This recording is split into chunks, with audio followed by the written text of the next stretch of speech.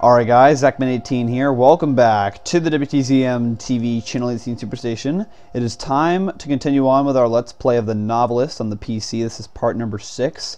In the last part, Linda and Tommy wanted to go on a weekend trip, and they chose to go with Linda's first choice, a camping trip to a national forest, but also promised Tommy that they would go to Booster Bay before summer's end.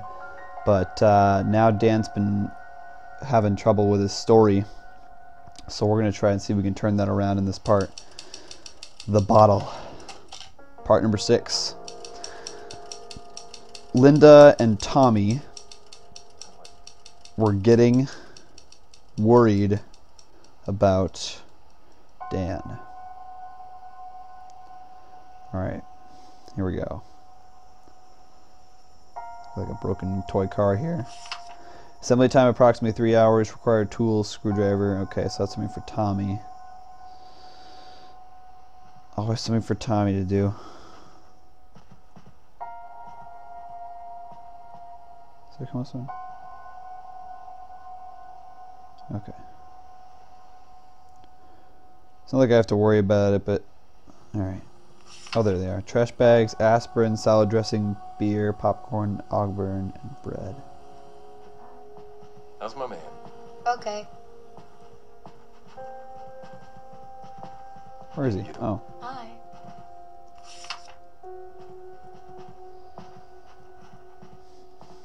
I'm gonna find the clues first before we go into their memories.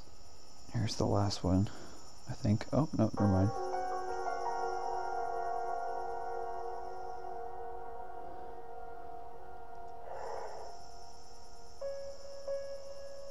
Alan. Hey man, this is gonna sound odd, but I could use some advice.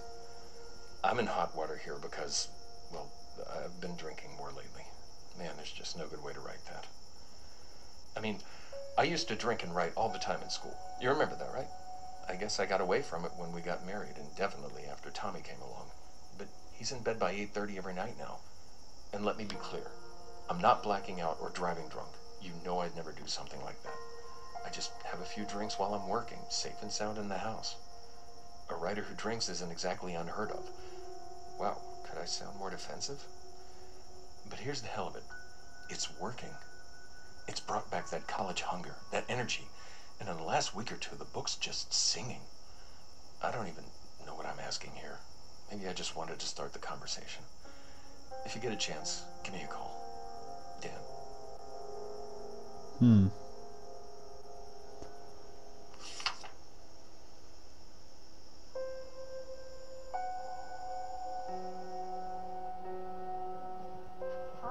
Hey, baby. Write drunk, edit sober. Apparently Hemingway said that. Or maybe someone else did. It doesn't matter because it's true. To write, you have to be fearless. You have to make choices and plow forward. Surprise the reader. Surprise yourself. Make something that matters, not something safe. What does drinking do? It suppresses inhibitions. Yeah, there are typos, but that's what copy editors are for, and it's not like I'm drinking all day. I'm fixing most of this stuff myself each morning. Or early afternoon, I guess. I'm not stumbling around drunk all day and pissing myself. I'm trying to create something they'll remember me by. No one can imagine how stressful it is unless they've tried it. The pressure's so bad I just want to give up sometimes. On those nights, a drink is the only way to turn my mind off and get some sleep. When the book is done, I'll dial it back.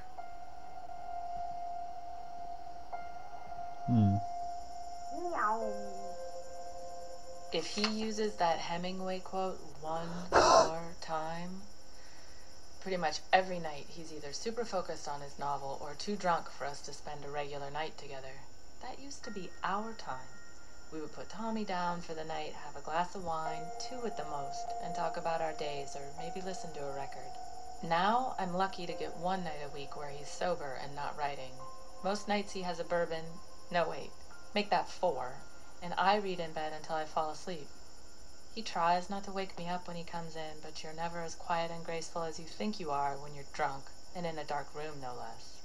Of course I want his book to be great, but I also want my husband back. The first one of Linda. There's the Dan man coming over here.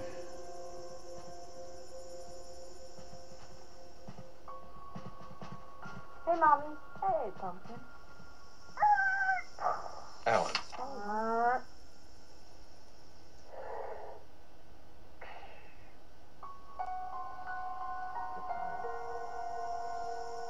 Barb, I know I wrote yesterday, but I need your advice.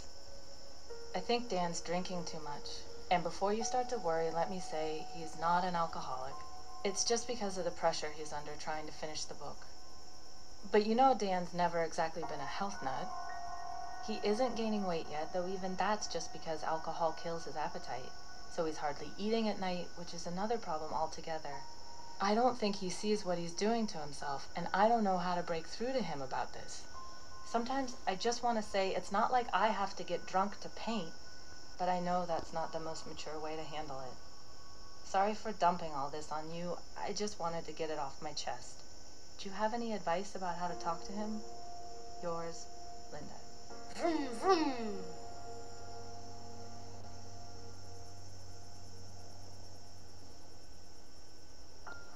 Good, all right.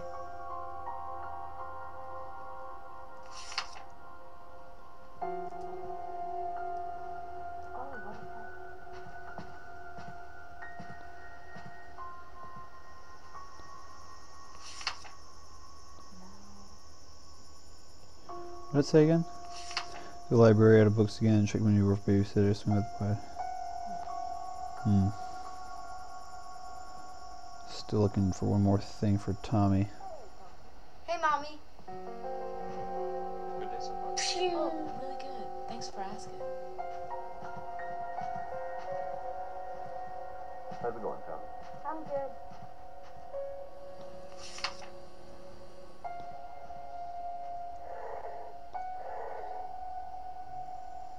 Oh, here we go. Oh boy. Alright, memory time. Who are we doing first? Okay, we'll do her. I'm fine. Why don't you stop at 2?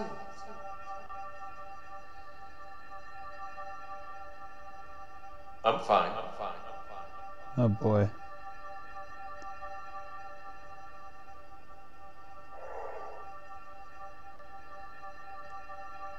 Oops.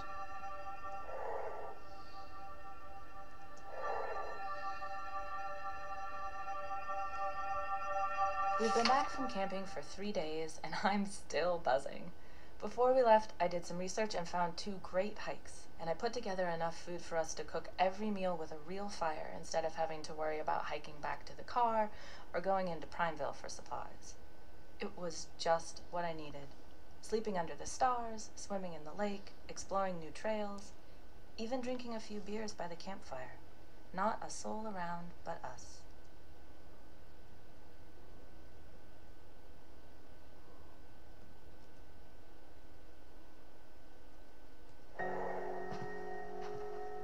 Having fun today? You bet.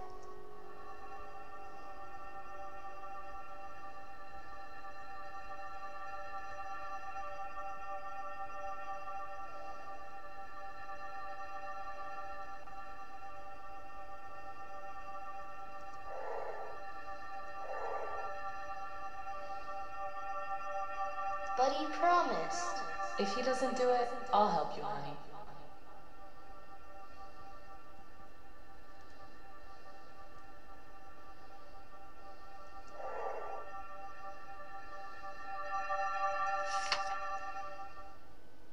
Phew. Hey, look. Having fun?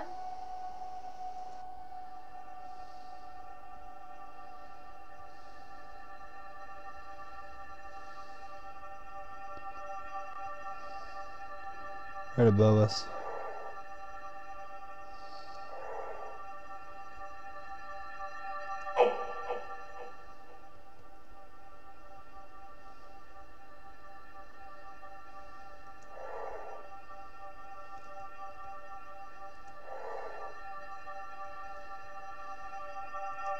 It's not that I don't like having fun. It's just there's a rhythm to writing. a routine, muscle memory. Trying to keep notes in a notebook isn't the same as sitting down to a blank page and feeling the silence, knowing that you've got to make that typewriter make some noise. There's certainly something to be said for getting away from your work for a bit, but there's no getting away from the book this late in the game. Only a feeling that you're not working as hard as you should be. There's a busted mailbox on bypass 66 to prove it.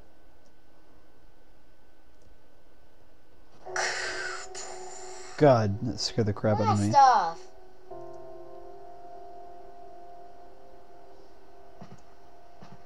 Hi, Dad. Hey, Tommy. Hey, wanna grab a bite later? Yeah, it sounds good.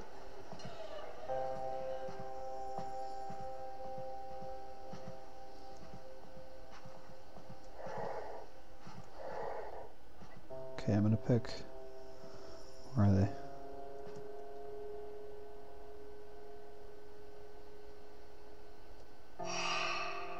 That one.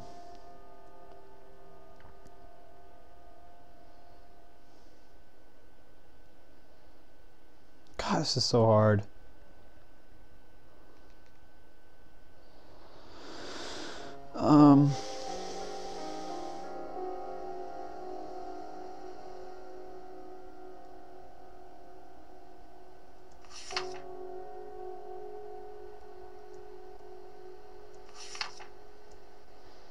So these are just different people who's had the same problems.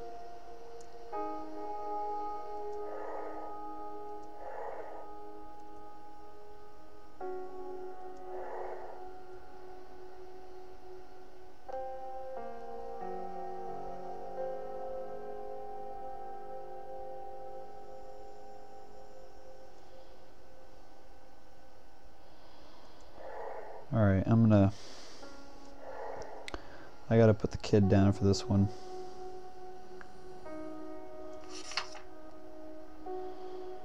Dan's in a big load of doo-doo.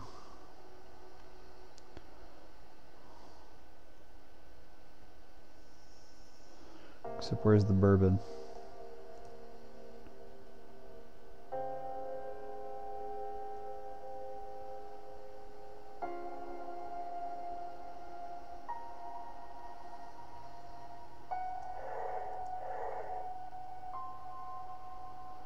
Office.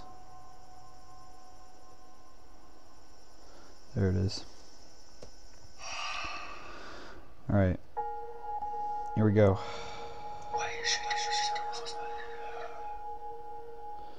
Let's see what happens.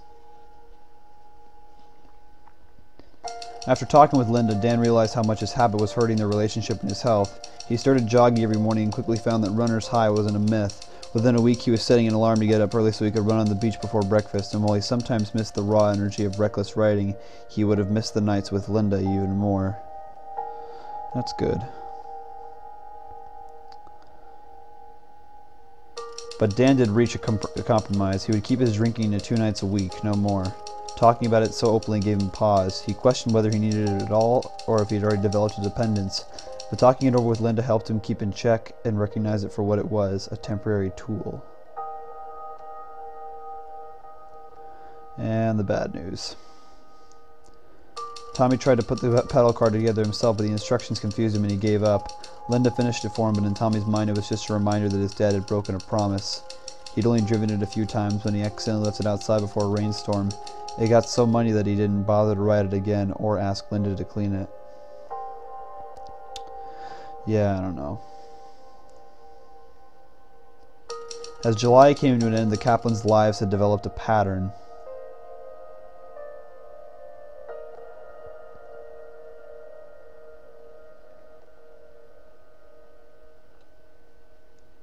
Dan finished his first draft and he almost ran to the mailbox to send a copy to Paul. He knew it was good and he wanted to show his agent that he was close to something great. If he could just keep it together a little longer, he would have a book he was proud of. We just got to keep it at that. And on the following Tuesday, Tommy put on an art show in the den, explaining his drawings to his parents one by one.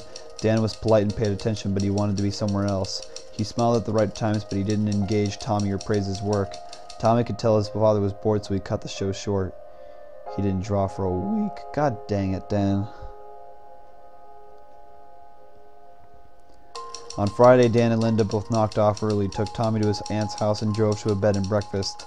They barely left their room. The guests in the room below complained about the noise, but the owner, who assumed that Dan and Linda were on their honeymoon, offered to move the guests to a different room instead.